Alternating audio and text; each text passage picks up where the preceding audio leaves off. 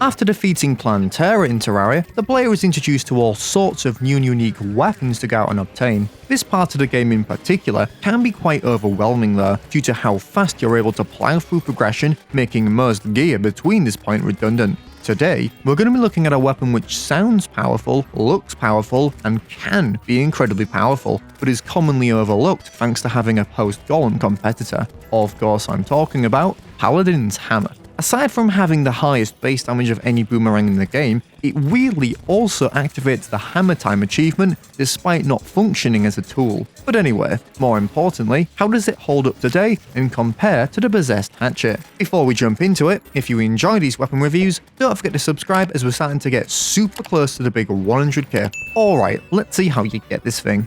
The Paladins Hammer can be found in your dungeon after defeating Plantera, so you'll want to head down there as soon as you can. Unfortunately, the enemy we're looking for is not only rare, but ridiculously powerful. Yes, it's the Paladin. For starters, you'll want to make sure you're looking in areas of your dungeon backed by the brick background wall variant. If your dungeon lacks this, don't fret, as you can now craft whatever variant you're missing at a heavy workbench using dungeon bricks, and simply throw it into a pool of shimmer to return you with a cursed variant that's capable of spawning enemies. With enough searching and a nice layer farm like this, you should be able to come across a Paladin quite quickly. But it's not over yet, as these things deal some serious damage, so I'd recommend staying far out of its range and taking it out with a long-range weapon like the Scourge of the Corruptor. With the hammer having a drop rate of 9.78%, you may need to do this for a little while, but luckily, you also have a chance of it dropping the Paladin's shield, which is a pretty useful accessory on its own. Either way, hopefully you'll get the hammer nice and quickly. Okay, after all that, let's see how it performs. The Paladin's Hammer fires like any boomerang really, but at very high speed and velocity. Unfortunately though, as you can see from the tests, its range isn't that great, and definitely limits a lot of its potential.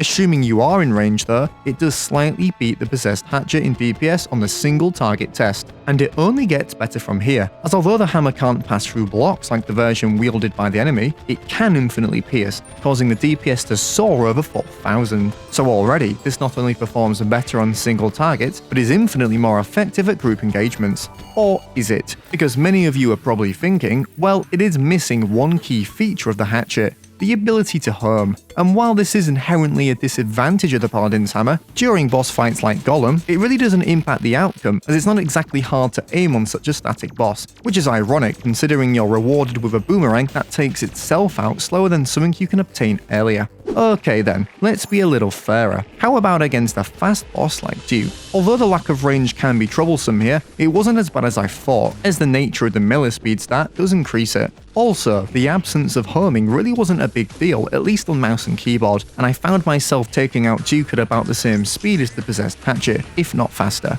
And let's not forget, a perk this weapon will always have over the hatchet is its infinite piercing, making it a brilliant option for events with large quantities of enemies. Here you can see it dealing with the crowd, while still having excellent single target performance to deal with the mini-bosses. At this point I begin to question my love for the Possessed Hatchet, as I'd always been blinded with it just being the best. But after properly trying out the Paladin's Hammer, I'd happily say it beats it. Which is crazy considering it can be obtained before the hatchet. Of course though, this is entirely player dependent, as the homing could be more useful on console for example, and I was lucky to have a farm already set up that spawned them in my dungeon. Perhaps the time spent going out of your way to get it would be better spent defeating Golem and getting on with your playthrough though. What do you think? How does the Paladin's Hammer compare to the Possessed Hatchet? Thanks for watching. For more Terraria content like this, drop a like and subscribe, and I'll see you in the next one.